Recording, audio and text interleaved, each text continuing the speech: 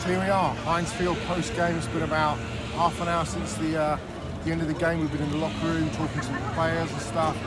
An absolute beatdown. A game that we talked about pre-match that we thought would be close between two potential Super Bowl teams.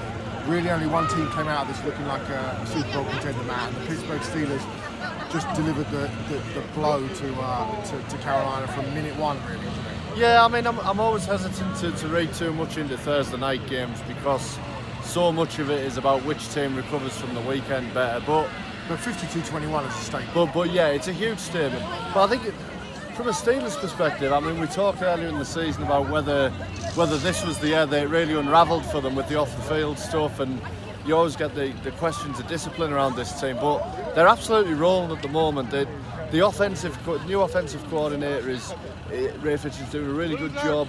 The Todd Haley system seems to be out of the Steelers now, and it looks a little bit more like the Bruce Arians one. And big plays down the field and utilising their weapons. I mean, you've got Juju Smith-Schuster, you've got Antonio Brown. You need to make sure you utilise those guys, and it feels like the Steelers are finding a way to do that now. But also now it's, James Washington, it's Vance McDonald, it's obviously James Conner.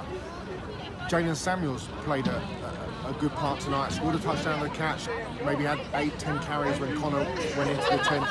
And then there's the Le'Veon Bell spectre. Where do you think that plays out in terms of Bell? Does he take carries away from Conner? I mean, he needs to come back first. I mean, I wonder whether this team would be better off without Le'Veon Bell, whether they're better off with the mix of guys they've got in the locker room at the minute. It doesn't feel like, from what we've seen, that the Steelers players like Le'Veon Bell. That they've certainly shown indications that they're quite happy not having him around the programme. So, I mean, do they even want him back? Is the question I would ask before I even contemplate whether he gets any touches. So that's it from us here at Heinz Field. We'll be in Lambeau at the weekend, and we'll get back to you then.